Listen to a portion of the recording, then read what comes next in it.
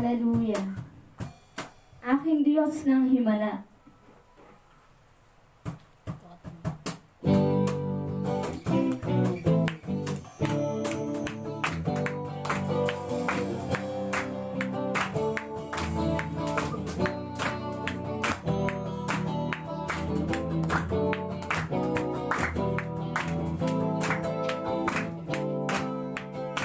Jesus, aking Diyos. Aking Diyos na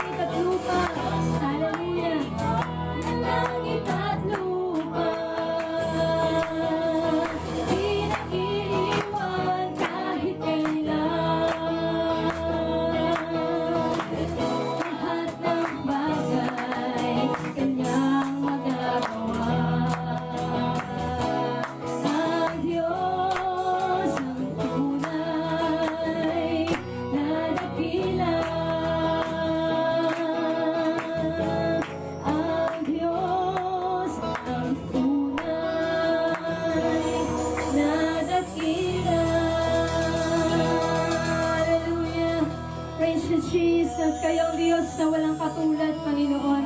Diyos na hindi nagbabago. Diyos na tapat kahit kailan. Hallelujah. Walang may kukumpara sa inyo, Panginoon. Alam mo ang aming mga kalagayan, O Diyos. Alam mo ang bawat sitwasyon ng bawat isa. Kayo ang Diyos na marapat parangalan at purihin. Hallelujah. Walang mahirap sa inyo, O Diyos. Hallelujah. Isa pa po tayong umawit sa Panginoon. Dahil walang mahirap sa Diyos. Sa bawat pagkakataon, walang mahirap sa Panginoon. Higit sa aking kailangan, higit sa aking karanasan,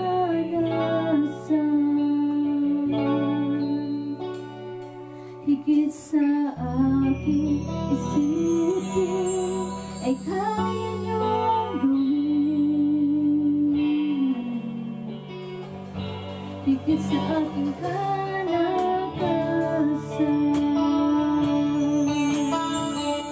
minsan ay hindi na kulang. Higit sa aking isipin, ay kaya niyong gawin. Bawat araw ko ay hawak niyo. Di mangangamba sa piling niyo. Walang mahirap sa inyo. Walang mahirap sa inyo. Kayo ang Panginoon na makapangyarihan. Walang mahirap sa inyo.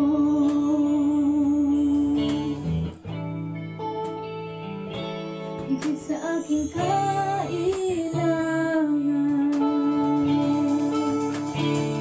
higit sa aking karanasan,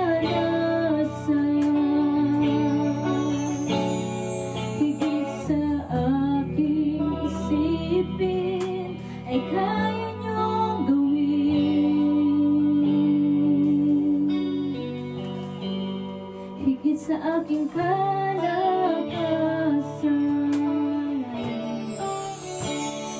minsan ay hindi na kulang.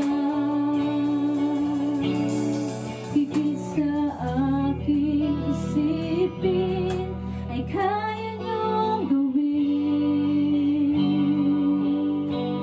Bawat araw ko ay hawak niyo.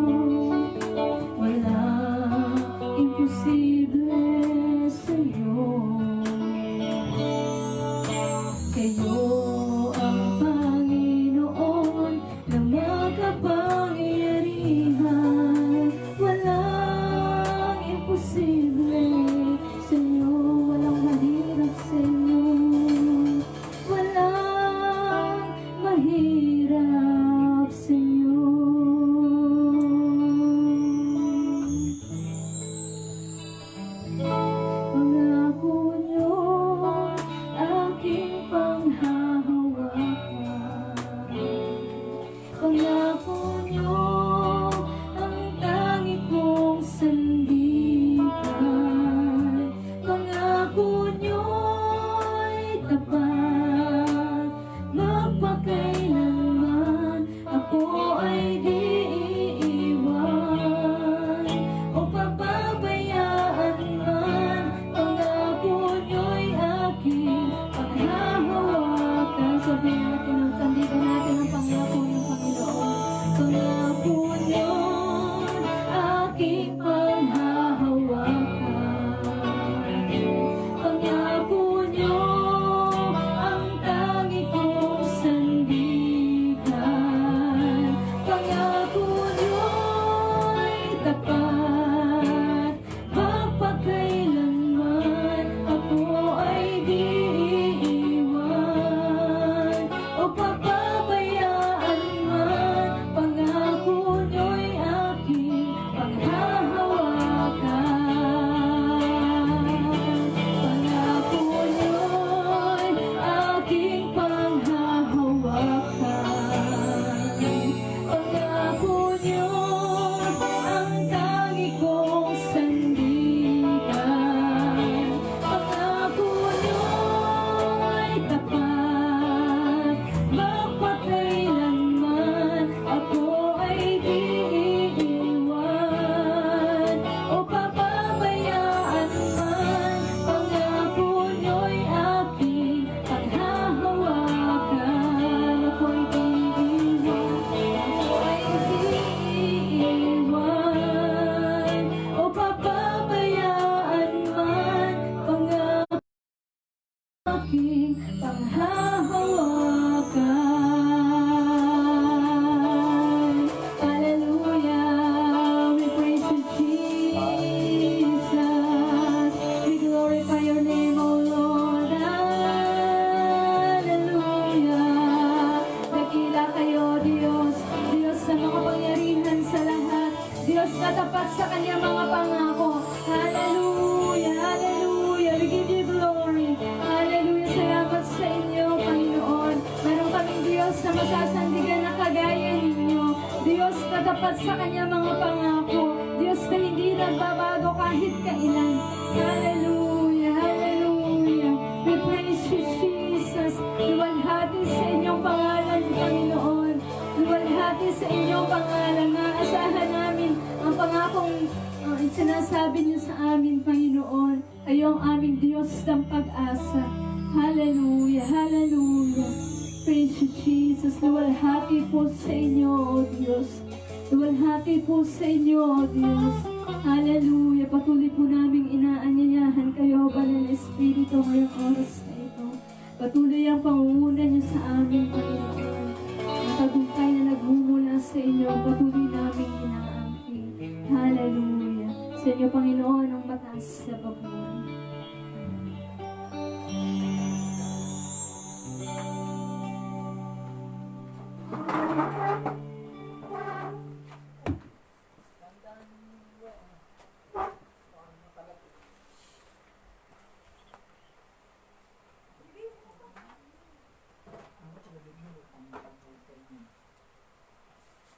Magandang hapon po sa lahat ng nakikinig at nanonood po ng gawain ito sa iba't ibang lugar.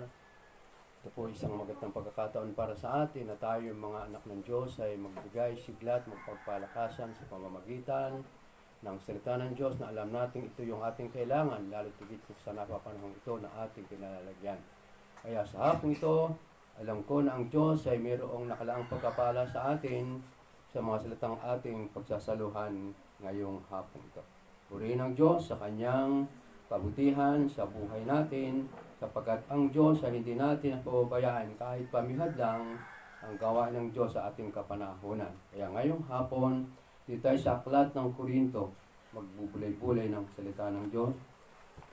Unang Korinto, Kapitulo 15, 57 hanggang 58.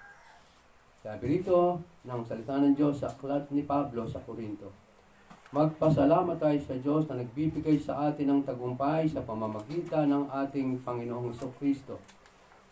Kaya nga, minamahal kong kapatid, magpakatatag kayo at huwag matitinag, maging masipag kayo sa palagi sa paglilingkod sa Panginoon dahil alam ng Diyos na di sasayang ang inyong pagpapagal para sa Kanya. Tayo po'y manalangin saglit. Aming Diyos, aming Ama, ngayong hapon, sa iyo po namin tinitiwala ang iyong salita na aming pagkasaluhan ngayong hapon ito sa iyong anak na kung saan man sa naroon, naabot ng gawain ito, Panginoon. Alam po namin kayo ang tutulong sa amin at magpapaunawa na kayo na Diyos na pinaglilingkuran ay mananatili yung aming paglilingkod. At yung tagumpay na inaasam namin, ito hindi pwedeng mabigo sapagkat alam namin kayo ang Diyos na aming pinilala at pinaglilingkuran ay mabuting Diyos. Panginoon, naasahan po namin ang banal na Espiritu mo sa aming kalagitnaan. Ngayong hapon ito'y maranasan namin ang iyong pagsama. Salamat, Panginoon. Salamat po sa iyo sa pangalan ni Jesus. Amen. Ito pong ating pinasa aklat ay sulat ng lingkod ng Diyos. Alam po natin si Apostol Pablo na talagang napakasipag at masikap sa pagsunod sa Panginoon. Dito ay sinabi niya sa mga taga-Korinto yung tagumpay. Kaya sabi niya rito sa talatang 57, magpasalamat tayo sa Diyos na nagbibigay sa atin ng tagumpay sa pamamagitan ng Kristo. Alam natin tayong lahat na tumanggap at kinilala ang Diyos natin na pinaglilingkuran ay mabuti at tayo ay pinatawad at naranasan natin yon. Tayo nakalaya at yung kalayaan yon ang ibinibigay natin sa Diyos na tayo ay makapaglingkod sa Kanya. Kaya dito ay ating mapapansin ang sinabi ni Pablo sa mga taga-Korinto. Yung tagumpay na naranasan ng mga taga-Korinto ay dapat na ipagpasalamat sa Diyos sapagkat iyon ay hindi dahil kumbaga sa kanilang lakas at talino nangyayari ang tagumpay, kundi alam nila na ang tagumpay ay dahil ang Diyos ay mabuti nating pinaglilingkuran. Sa ating buhay po, ganun din. Tayo naglilingkod sa Panginoon, alam ko sa buhay natin ito ay tayo naglilingkod sa Kanya at marami tayong naranasang tagumpay. Pag sinabing tagumpay, hindi ito nakakamit lamang sa isang bagay na parang napakadali. Ang salitang tagumpay, meron itong pinagdadaanan sa buhay ng isang naglilingkod at sumusunod sa ating Panginoon. Kaya mahalaga yon kasi ang tagumpay ng isang Kristiyano, mananampalataya o dinarog ng Panginoon, ang tagumpay niyon ay isang puhunang magpapalakas sa isang Kristiyanong patuloy na naglilingkod kung siya may dadaan sa may hirap na bagay na kanyang kinalalagyan. Kaya po, yan ay napakahalaga sa buhay natin. Na ang tagumpay ay mayroong kasaysayan sa buhay ng isang tao. Hindi ito nakamit lamang, hindi ito na kung ano lamang, kung saan lang nanggaling, kundi ito talagang pinahalagahan ng kanyang buhay. Kaya tayo mga anak ng Diyos na naglilingkod sa Panginoon, tayo ay nagpapasalamat sa Kanya dahil sa ating paglilingkod, kung tayo may matagal na taon ng binilang, at tayo nakatayo pa rin ngayon, alam natin ang dahilan noon, ang Diyos nating paglilingkuran, hindi tayo iniiwanan. Kaya po ang tagumpay ay ating nasasabi na yung ating Diyos na pinaglilingkuran ay sinasamahan po tayo. Kaya nga, minsan may mga Kristiyanong minsan nanghihina, nanglulupay-pay, na parang para sa kanya napakalayo ng tagumpay. Kasi ang mga dahilan, ang nakikita niya sa kanyang harapan, yung mga bagay na hindi dapat na makasira o makahadlang sa kanyang paglilingkod. Mga pananampalatayang parang walang paglaban sa mga bagay na dapat niyang labanan sa paglilingkod sa Panginoon. Kaya tayo na talagang alam natin na ang ating paglilingkod ay napakahalaga sa Diyos at yung ating paglilingkod, ito ay inuutos ng Diyos sa atin at ang utos sa atin sa paglilingkod natin sa Kanya, hindi niya sinabing tayo'y lumakad, kumilos para sa ating sarili, kundi sinabi ng Panginoon sa atin na kapag tayo sumunod sa Kanya, tayo'y Kanyang sasamahan hanggang sa katapusan ng sanlibutan. Kaya nga po, sa buhay natin ito, kailangan ang tagumpay na ating panatilihin sapagkat may mga pagkakataon sa ating paglilingkod ay may mga darating na parang hindi natin maunawaan at parang hindi natin makaya at minsan parang tayo ay babagsak. Kaya hindi po pwede yun sa ating anak ng Diyos. Kasi ang iisipin natin, yung ating pinagpagalan, yung ating tagumpay na yun, nabigay ng Diyos, hindi natin pwedeng ibaliwala lamang. Katulad po ngayon sa ating panahon, ang ating kalagayan, yung ating problema, na kung saan alam natin hindi ito sa ating bansa lamang. Ito'y pangdaigdigan at lahat halos ng tao ay may mga pangamba at takot sa kanilang mga buhay. Siguro, marahil tayo rin, anak ng Diyos ay nag-iisip din dahil nung ideklara ang ating Pangulo yung pagtigil at ang mga tao ay kailangang manahimik lamang sa bahay, ito'y alam kong problema sa atin. Dahil yung kalayaang dapat natin gawin sa Panginoon ay hindi natin magagawa. Kung iisipin natin mahirap, hindi ka lalabas ng bahay, alam mo na hindi pwede yung ganon sa ating Kristiyano. Sa mga taong wala namang gaanong malasakit sa mga tao o kaluluwa. O para sa kanya, okay yon. Pero gayon pa man, alam natin na ito ang malaking problema ng ating bansa. Sapagkat ang mga tao ay litong-lito ngayon. Isipin natin, wala pang isang buwan ang declaration ng coronavirus na yan, ang mga tao ay nag-iisip na, nagugulo na, ang iniisip nila, ano ang kanilang buhay. Kaya tayo, mga anak ng Diyos, alam natin na hindi epektado tayo sa ganong kalalagayan. Sapagkat yung Diyos nating nagbigay ng tagumpay sa atin, tayo naniniwala na itong ating hinaharap na ito, magtatagumpay pa rin tayo. Dahil siya, alam nating siya ang nakakaalam ng lahat ng bagay na nagaganap ngayon sa ating kapaligiran. At isa pa, marahil alam din natin bilang Kristiyano kung bakit dumarating ito sa atin, kasi itong pangdaigdigan, may dahilan ang Panginoon at layunin. At ang layunin yon, ang ating inaalam at inaasahang ang Diyos ay hindi gagawa ng isang bagay na ang mga tao at mga anak niya ay mababaliwala sa mga bagay na dapat nilang gawin. Kaya tayo, sa buhay na ito, yung ating tagumpay, iingatan natin dahil yan ay isang malaking puhunan sa ating buhay. Kaya nga, ang tagumpay, ibig sabihin, dapat itong ipagpatuloy sapagkat kailangang ipaglaban ito. Ang tagumpay kasi sa iba't ibang labanan ng pananampalataya at paglilingkod. Nung ako'y tumangkap sa Panginoon, 1978, ang hindi ko malilimot na aking panalangin sa Diyos, yung buhay ko nga alis na sa mundo, hiniling ko sa Kanya, bigyan ako ng bagong buhay. Hindi ako nabigo. Ipinakita ng Diyos sa akin yung aking kahilingan. At nasabi ko noon sa Panginoon, anuman ang aking pagdaanan, kayo pa rin ang Diyos kong paglilingkuran. Nagsimula ako, marami ring problema, maraming dinaanan, pero ang Diyos, napakabuti.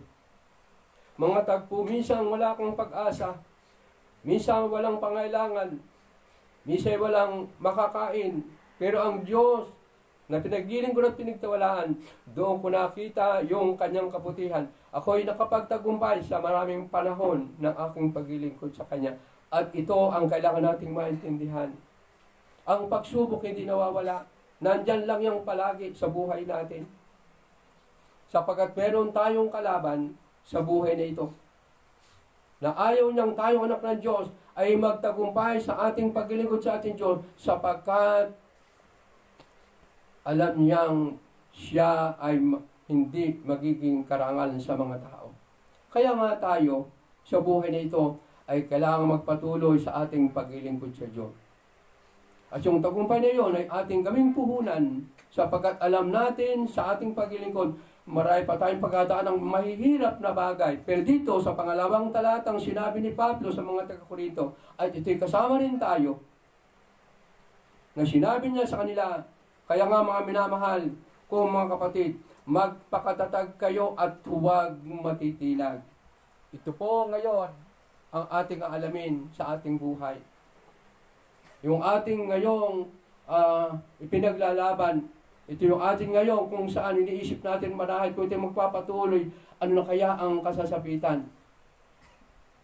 Natutuwa nga tayo nung magsalita ang ating Pangulo hanggang April 14 lamang ang kanyang itinakda patungkol sa coronavirus. Pero nakita pa rin na hindi dapat itigil to sapagkat alam nila ang ginagawa nila ay parang hindi pa rin nagkakaroon ng tunay na liwanag na itigil ito sapagkat habang tumatagal, sinubaybayan ko mga balita, lalong dumarami ang tinatamaan ng salot na ito ng karamdaman. Kaya yung ating gobyerno ngayon ay nagpasya muli dagdagan ang araw upang kumbagay parang ibig sabihin, baka sa dagdag nito ng araw, ang mga mabago ang lahat ng sitwasyon na nangyayari sa ating kapaligiran. Tayong mga anak ng Diyos, minsan iniisip natin, parang napakahirap dahil alam natin ang ating paglilingkod, yung ating buhay. At minsan iniisip ko rin yung mga kapatid nating nasa bundok na tinawag ng Panginoon na halos ang kanyang kalagayan ay parang mahirap isipin sila ay mabubuhay. At ito pang nadagdag sa kalang problema. Mga simbahan ngayon, minsan isipin natin, ating mga simbahan walang pumapasok na membro, paano na kaya? Nakalulungkot. Pero dito sabi ni Pablo, magpapakatatag tayo. Ibig sabihin ni Pablo, ang pagpapakatatag ay pananampalataya at pagtitiwala na kahit ano yung ating kalagayang pinagdadaanan, ang tagumpay ay atin pa rin matatamo sapagkat ang Diyos nating pinaglilingkuran, alam niya ang bawat nangyayari at detalye ng buhay natin sa buhay nito at higit sa ating paglilingkod sa Kanya. Kaya po, yan ay napakahalaga sa buhay natin yung salitang magpakatatag. Kasi po ang problema na napakabigat minsan kapag ito'y ating sinarili, ito rin ang magbabakak sa atin sa ating pananampalataya at sa harap ng Panginoon. Pero kung ating mga problema pinagdadaanan, alam natin meron tayong bagalagakan, meron tayong pagtitiwalaan, ang Diyos ay hindi tayo pwedeng pabayaan. Kaya nga, sa buhay nating ito, tayo ay magpatuloy, magpakatatag. Pag matatag ka sa iyong kalagayan, alam mo ang mga desisyong gagawin mo sa paglilingkod sa Diyos. Dalawang binanggit nito ni Pablo, magpakatatag at huwag matitinag. Kapag ang tatag natin ay nagbago, matitinag na tayo. Para isang bahay na nakagiri. Pag ang bahay nakagiri, at may na ng mga pundasyon nito, magigiba na ito, ibig sabihin, mabubuwal na yon. Sa ating buhay, sa ating paglilingkod, kapag ang tatag natin sa ating pananampalataya na wala na, ang mga dahilan ito, yung mga pinagdadaan natin sa buhay, na parang hindi na natin kakayahin, pero alam natin hindi po pwede. Alam ang ating pagdadaanan sa buhay nito, alam nating tayo'y sasamahan ng Panginoon. Kaya hindi tayo dapat matinag. At pag tayo hindi titinag, ito rin ang sinabi ni Pablo, ibig sabihin, hindi tayo titinag, bali wala lang nangyayari, yung ating paglilingkod ay magpapatuloy pa rin, ating pa rin papakita sa Panginoon yung mga bagay na nais niyang mangyari sa atin, kahit pa man may mga sitwasyong napakahirap, gagawin natin ang mga bagay nito sapagkat yun talaga ang kalooban ng Panginoon sa buhay natin. Kaya nga, yon ang sabi ni Pablo, pag hindi tayo matitinag, ito ang kanyang sinabi, hindi lang sa mga taga-Korinto, maging masipag kayong palagi sa paglilingkod sa Panginoon. Alam natin, bilang anak ng Diyos, ang mga panahon ito ay parang hindi na tayo nagtatanong pa at magtataka na tayo nasa huling panahon na. Sapagkat ang lahat ng mga bagay na sinasabi ng Panginoon sa aklat ng Matthew bago siya dumating, ay atin ang nakikita at nasaksihan. Hindi man personal, sa mga balita, nakikita natin nangyayari sa ating kapaligiran. Ibig sabihin, ito ay isang kagalakan para sa atin. At kung meron man nangyayari ngayon, iyan ay bahagi lamang ng salita ng Diyos. Kaya tayo, sa buhay na ito, wala tayong alam ngayon doon sa declaration ng ating pamahalaan na may dagdag pang ilang linggo yung problema ng COVID-19. Kaya, marahil, ang Diyos lamang ang nakapabatid ng lahat ng ito. At tayo, marahil, ay kasama rin sa mga kalagayang ito at ang ating magagawa ay makapanlangin na ang mga bagay nito ay magkaroon ng liwanag sa atin pong kalalagayan. Kaya po tayo ay dapat magpasalamat kasi po ang ating tagumpay na ating pinagtiisan ng mga panahon na napakatagal, kailangan ito'y magpatuloy, huwag masayang sapagkat mayroong sinabi si Pablo sa talatang 58 na yung ating ginagawa mula pa noon hanggang ngayon at ating pinagkapatuloy, ang sabi ni Pablo ay hindi walang kabuluhan ang inyong pagpapagal. Alam po natin ang paglilingkod sa Diyos hindi napakadali. Mahirap pong maglingkod sa Panginoon. Kasi sinabi nito ni Pablo yung pagpapagal, mahirap po talaga. Dahil pag hindi mo talaga naramdaman yung tawag ng Diyos, yung utos ng Diyos, yung banal na Espiritu ng Diyos sa iyo, ang hirap ikilos yung sarili mo upang gawin mo yung gusto ng Panginoon na gawin mo sa buhay. Pero alam po natin ito'y ating nagagawa dahil ang Diyos ang siyang sumasama sa lahat ng ating paglilingkod na nais nating tayo'y magamit ng Panginoon. Kaya dito, ating isipin palagi yung ating paglilingkod na napakatagal na panahon, mga tagumpay na marami tayong pinagdaanan, halos lahat ng bagay ay ating tiniis upang tayo lamang ay makapagpatuloy at makita natin ang Diyos ay masiyahan sa ating buhay. Yung po'y tagumpay natin sa buhay na ito. Hindi po sa ating lakas, hindi sa ating talino o sa ating abilidad. Yun po'y dahil sa ang biyaya ng Diyos yan sa atin, nagagawa natin ang gusto ng Diyos sa ating mga buhay. Kaya, huwag po tayong bibigay, mga kapatid, dahil iyan ay hindi gusto ng Diyos. Ang gusto ng Diyos sa atin habang tayo may pinagdadaanan, lagay natin ang lahat ng ating pinagdadaanan, iyay alam ng ating Panginoon. Kaya, mahirap.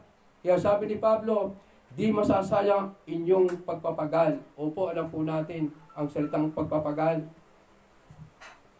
Yung mga malalayong lugar na yung nilalakad, nilalakbay, makarating ka lamang, alam mo namang ang pupuntahan mo, wala ka namang maasang malaking pera, walang pagkain, ang aabuti mo lamang ay sakit ng katawan, hirap ng katawan, ginagawa mo yon dahil alam mo, yun ay utos ng Diyos upang ibalita, kumbaga sa bundok, ang mabuting balita sapagkat yun ay kailangan ng mga tao.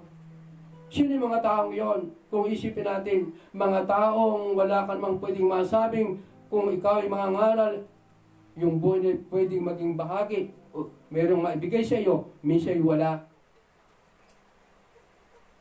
Minsa'y wala. Ako'y maraming karanasan sa paglilingkod. Mahirap. Alam niya ng mga kaibigan ko sa Bible School, yung mga guro diyan na nagtuturo, alam niya yung buhay ko sa aming lugar. Mahirap.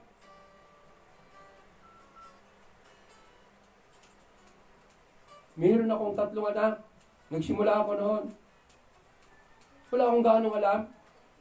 Ang alam ko lamang sa buhay ko, ako'y pinagaling ng Diyos sa aking sakit na hindi natuklasan ng doktor. Gumaling akong walang gamot sa aking sakit. Ang totoo, naghirap nga ako. Hindi ko alam, pero salamat sa Panginoon. Yung buhay na yon ay pinalaya ng Panginoon. Ito na ako ngayon. Kaya yung aking paglilingkod, napakahirap kung isipin ko. Sa aming lugar, alam niya ng mga kaibigan ko sa Bible School, mga guro, yung aming lugar, napakalayo. Mula doon sa Malikboy, hanggang doon sa kung tawagin Kapalos, na sakop ng Pagbilao, bayan ng Pagbilao, yon ay 24 na kilometro.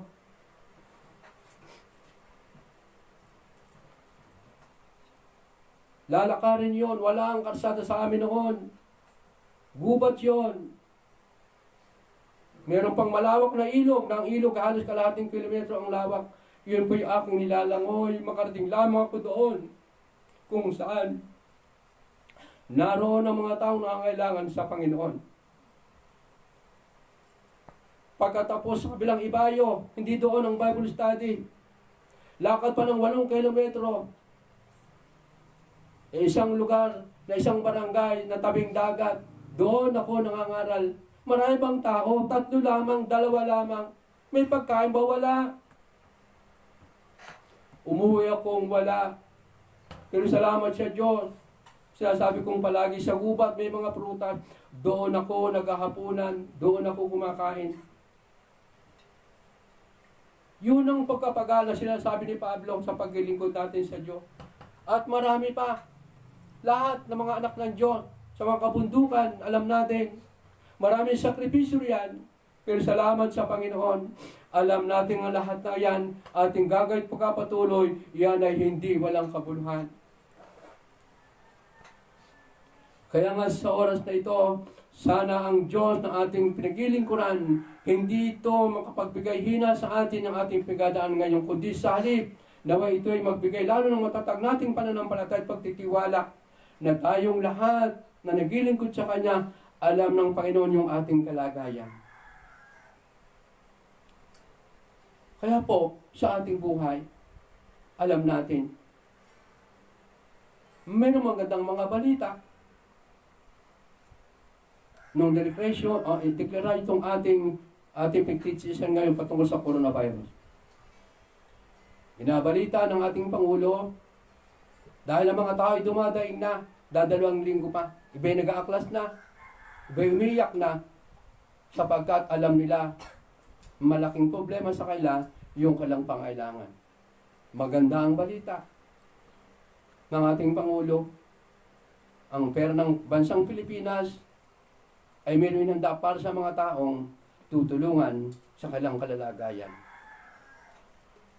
Alam natin, okay yan. Pero pag magpapatuloy yan, alam natin, hindi pwedeng gampanan at tulungan ng ating Presidente ang pangailangan ng bayan. Malibang ating Panginoon ay makilatanggap nila, ito ang lunas sa problema ng kanilang sitwasyon. Kaya tayo ay nagpapasalamat sa Kanya na tayo ay merong Diyos na pinagilingkuran. Alam natin ito na ang Diyos natin ay hindi natin pwedeng pag-alilanganan sapagat siya ay nakaalam ng lahat ng bagay sa ating mga buhay.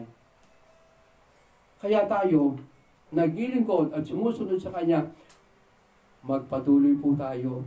Magpakatatag po tayo. Yan ang ating kailangan. Huwag tayong matitinag. Ibig sabihin, lumalaban tayo, meron tayong pananampalataya. Alam natin kung sino yung Diyos natin noon hanggang ngayon. Hindi siya pwedeng tumalikod sa atin. Hindi siya pwedeng mang-iwan sa atin. Alam niya ang nangyayaring ito at tayo namang mga anak niya ay nakahanda lamang at nakakaunawang siya talaga ang ating sasandigan sa buhay na ito.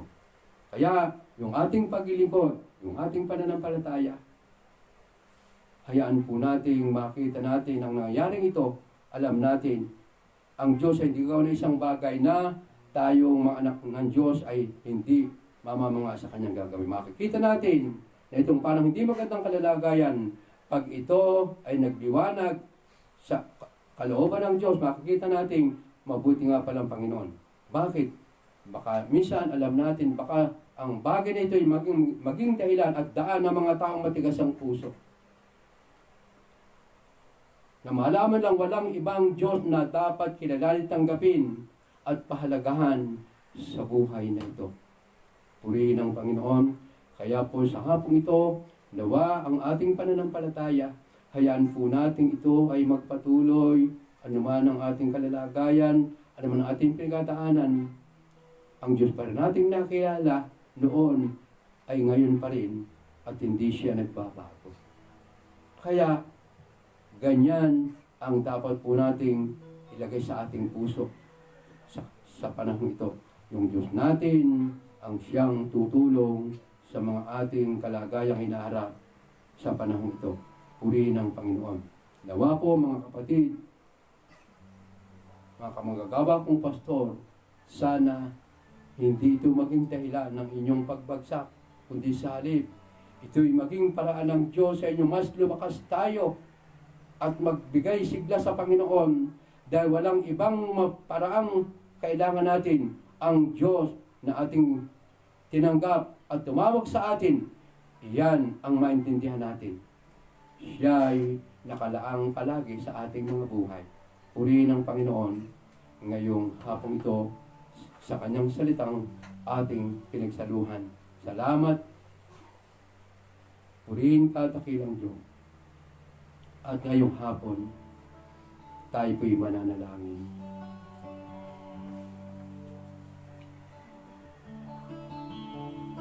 Bago po tayo manalangin, meron po tayong awitin. Ang awitin ito ay malaki ang kaugnayan sa buhay po natin para tayo patatagin at palakasin ang ating Panginoon.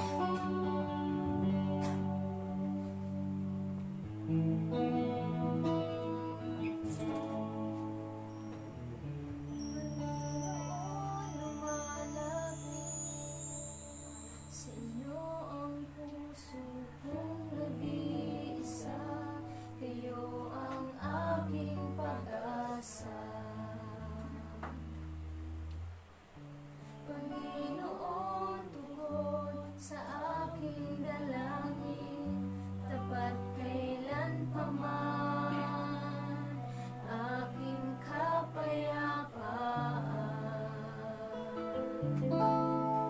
Pangako niyo, aking panghahawakan. Pangako niyo, ang tanging kong sandigan. Pangako niyo'y tapat, magpakailanman ako ay di iiwan. Kung mababayaan man, pangako niyo'y aking panghahawakan.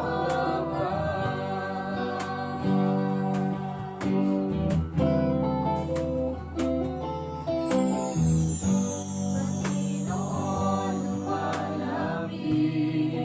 Thank you, Lord. Ang puso ko'y nag-iisa. Hallelujah. Ang aking Praise God. pag-asa. Salamat sa iyo, Panginoon. Panginoon, tungkol sa aking dalangin, tapat Thank you, Lord. kailanpaman, aking kapayapaan. Hallelujah. Aking Panghahawakan.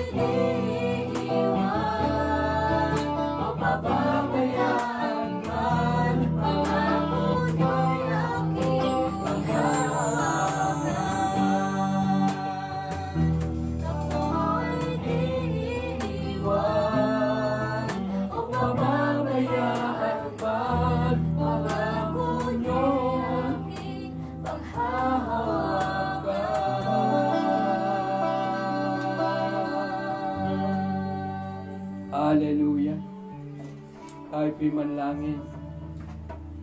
Aming Diyos, aming Ama, ngayong hapon, lumalapit po kami sa iyo. Alam po namin kayo ang aming kailangan. Alam po namin kayo ang gagawa ng lahat na gusto namin mangyari sa aming buhay. Panginoon, dalangin po namin ang aming organization, Panginoon, ng Doro Faith, na kung saan, Panginoon, malawak na po ito. Mula po sa bansang Pilipinas hanggang ibang bansa, Panginoon, aming dalangin, O Diyos. Kami po iyong samahan, tulungan, panatilihin yung aming mga relasyon. Salamat, O Diyos, alam namin, hindi napakadali ang organisasyon ito. Marami nagsakripisyo, marami nagtiis, pero ang tagumpay ay nakamit. Panginoon, wala kaming tanging dalangin, kami samahan po ninyo. Sa organisasyon ito, mga kamanggagawa po, mga pastor, mga membro, sa ilalim ng Doro Faith, Panginoon, nawa, O Diyos, sa aming mga puso, aming patatagin, yung aming pananampalataya, yung aming pagkakaisa, aming makita, Panginoon, na kami pinili niyo tinawag sa organisasyon ito upang ikalat ang mabuting balita, upang ipakita sa mga tao na kayo mabuting Diyos na aming pinaglilingkuran. Panginoon, salamat po. Alam namin, Panginoon, ang nagsimula natin na mahinga na. Pero merong mga kahaliling ipinagkatiwala mo sa kanila. Kaya nga, O Diyos, kami ay patuloy pong nagpapasalamat sa iyo sapagkat ang organisasyon ito nagpapatuloy. Alam namin maraming pinagdadaan po ito, pero kayo pa rin. Alam namin, O Diyos, ang tumutulong. Kaya, O Diyos, dalangin po namin yung aming pong tagapanguna na kung saan, Panginoon, ay nilagay niyang kanyang buhay sa organisasyon ito, na iwanan kanyang maupang pamahalaan, Panginoon. Wala kaming dalangin, siya ay sasamahan mong palagi. Alam ko marami siyang pinagdadaanan, marami siyang iniisip upang ang organisasyon ito ng Doro Faith sa Pilipinas, sa ibang bansa. Alam kong kayo po yung sasama sa kanya. Panginoon, yung lakas po mula sa iyo, lagi niyang maramdaman. Yung kanyang pisikal na katawan, Panginoon, ay laging naroon. At ang kanyang paglilingkod, Panginoon, kayo po yung sasama sa kanya. Upang sa gayon, Panginoon, mas lalong lumago, lumawak ang gawain po ng organisasyon ito na Doro Faith, na kung saan alam namin, Panginoon, hindi ito napakadali, napakahirap, maraming pinagdaanan, pero naroon pa rin ang iyong pagsama. Hindi ka nang iwan. Nakita po ng bawat anak mo ang sumusunod sa iyo, na kahit nasa kawalan, nagpapatuloy, hindi tumitingin doon sa mga bagay na material. Ang mahalaga, Panginoon, yung pagsunod at yung po'y nangyayari at nagaganap. At hanggang ngayon, Panginoon, ito ay nagpapatuloy na may lakas at sigla at lumalago sapagkat kayo'y Diyos na sumasama sa mga nagtitiwala at mayroong tunay na pananampalataya na naglilingkod at umaasang kayo ang amin pong lakas.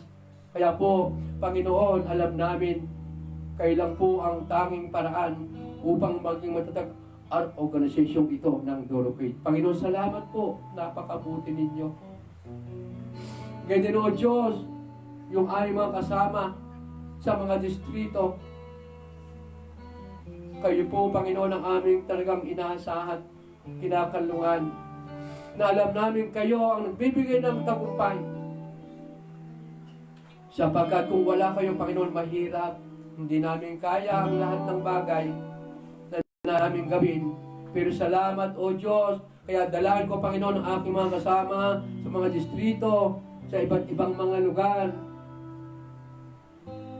Hindi lamang sa ating bansang Pilipinas, sa ibang bansa, Panginoon, kayo po yung sasama gagabay, magpapatnubay, tutulong po sa amin. Yun po yung aming kailangan. Kaya o Diyos, yung aming mga panalangin po sa iyo sama-sama, tulong-tulong, sapagkat alam namin iyon ang mabuting bagay na kaming anak ninyo ay patuloy na magpalakasan, magdalanginan. Di man kami nagkikita, Panginoon, alam namin yung aming mga panalangin ay tutulong sa bawat isa amin upang kami lumakas at magpatuloy sa inaharap ng buhay namin ito na tinawag niyo sa inyong pangalan. Panginoon, salamat sa bawat distrito na makasama po sa ibang mga bayan at sa ibang bansa. Salamat, O Diyos, inaasahan po namin, Panginoon, sa iyo kami nananalig, sa iyo kami tumatayo, ang iyong mga salitang aming santigan, yun ang aming kailangan, Panginoon. Alam namin na hindi kami pwedeng dumepende lamang sa aming kakayahan, sa aming talino at lakas. Ang aming depende, Panginoon, kayo na tumawag sa amin at kaming sumusunod sa iyo. Panginoon, alam namin wala kaming pwedeng pagsisihan sapagkat mabuti kayong Diyos at ang iyong mga pangako ang siya po naming kagalakan sa buhay na ito. Kaya o Diyos, nagpapasalamat kami dahil sa biyaya ninyo, Panginoon, nakapagpapatuloy po kami sa iyo. Kaya o Diyos, sa aking mga kasama, hindi ko po alam, mga supervisor ng mga distrito, Panginoon, hindi ko po alam kung ano mga sitwasyon ng buhay nila. Sa spiritual, sa physical, Panginoon, alam namin, kayo pa rin ang Diyos naming inaasahan, na tutulong at magdudugtong pa ng buhay kung kailangan po. Sapagkat yung buhay po namin ito, Panginoon, talagang ito'y nakalaan na para sa iyo. Nakalaan ito para sa iyo.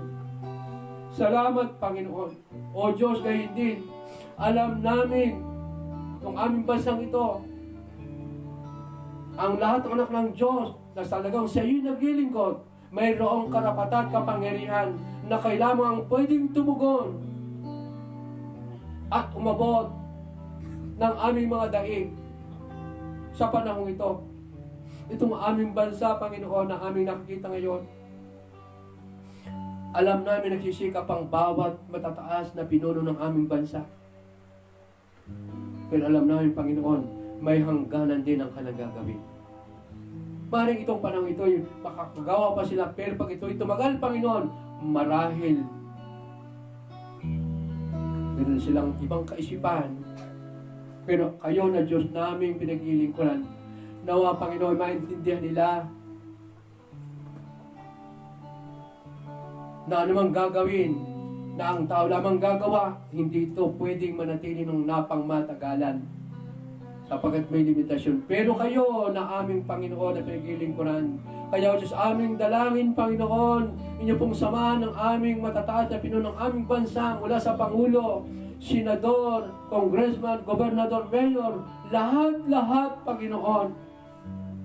Kayo po ang tumulong sa kanila, magpaunawa kung sila'y kapos na sa kanilang ginagawa, na parang wala nang magagawa, Panginoon, narang kayo, maintindihan nila ang iyong mga salita, sana dumating sa kanila nang sabi na inyong salita sa aklat ni Jeremiah, kung tatawag kami sa iyo, sasagot kayo at magpapakita kayo ng mahirap na bagay na hindi namin maanuhan. Panginoon, ito'y mahalaga. Ito ang tutugon at aabot sa tuong pusong lalapit sa iyo. Diyos, patuloy po namin dalangin yung aming pong bansang ito na kung saan ay mahirap ang sitwasyon. Hindi lang, Panginoon, marahil ang buong daigdig, ang bawat mga bansa kung saan, Panginoon, alam namin, merong mga pinagdaanan katulad po ng problemang ito ng aming bansa. Panginoon, alam namin ang lahat ng bagay na ito, alam mo, at kung kayo ang gagawa talaga, kami umaasang ang gagawin niyong ito, mamamanga kami sapagkat may mga resultang mangyayari. O Diyos, maghihintay po kami. Saan paghihintay sa bagay na ito? Panginoon, tulungan niyo kami na huwag kaming masiraan ng loob sa mga tiyasyong aming pagdadaanan, mga pangailangan. Kayo po yung tutulong. Yung mga tao po sa aming bansang Pilipinas, doon po sa lungsod ng Maynila, Panginoon, alam namin, mga tao po roon, marami na ang mga bagay-bagay na naramdaman sa buhay po nila. Maaari kang pantang isip ngayon, Pero alam namin, pagdating ng panong tatagal-tagal, ang isip ng kampante, may iba na yon. Panginoon, naway huwag mangyaring mag-isip ng masama. Kayo po ang umagap at tumulong sa bagay na ito. At makita ng bansang Pilipinas ang aming mga namamahal sa bansang ito. Ang Diyos na nakakalam ng lahat ng bagay sa buhay po namin. O Diyos, yun po'y aming itinatiwala sa inyo. Alam namin walang imposible sa inyo. Kaya o Diyos, nagpapasalamat kami ngayon sa gawain ito na ginawa ng paraan ng aming pinakabataan. Nakatutulong po ito, hindi lang po sa lugar na ito, kundi kung saan ang programa, ang ating gawain ito ay naroon sa mga lugar na kung saan ito may libre abot. Naniniwala kami, Panginoon, ang lakas at revival ay darating po sa kanila. Yung mga agam-agam, yung mga nakatatakot na bagay, Panginoon, alam namin ito'y mawawala sapagkat kayo ay Diyos ng kapayapaan at kapanatagan. Panginoon, salamat po sa iyo ngayong hapon. O Diyos, ang lahat po ng karangalan, lahat ng papuri, lahat ng pasasalamat, lahat ng pagkakila, Panginoon, siya'y namin dinadala at inyaabot at niliregalo sapagkat dapat lang kayong tumanggap nito. Salamat, Panginoon. Uli po kayo, kapatid po namin nakikinig ngayon, Panginoon, tinatanggap po namin ang pagkapalang natanggap nila ngayong hapon ito sa aming po pinagsasaluhang salita mo. Salamat, Panginoon. Purihin kayo sa pangalan ni Jesus. Amen.